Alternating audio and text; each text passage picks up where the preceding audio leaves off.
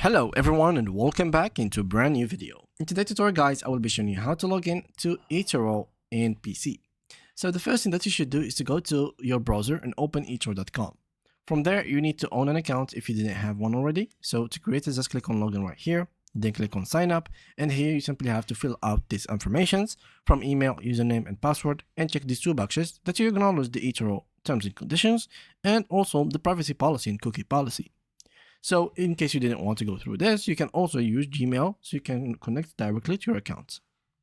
For me, I'm going to click sign in. And as you can see here, there is several methods on how you can sign in into your Etoro account.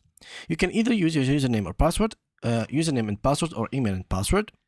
And also you can try to log in case you have created your account using Apple, Facebook or Google. You can choose one of these like the method right here.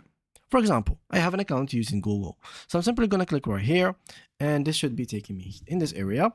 So what left to do is to click on this account, which I have created my account with in Etoro before. And there we go. And yeah, that's pretty easy guys, nothing complicated. And there you can simply just try to do the same thing in both phone, tablet, whatever you have. You can do literally the same thing.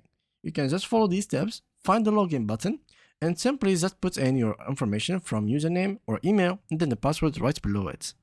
And yeah, that's pretty much it for today's video. And for those who have issues connecting to their account, you can contact your support team or simply log out. So let me just show you here and go right to I forgot my password, and maybe for sometimes you have written your credentials wrong or something like that.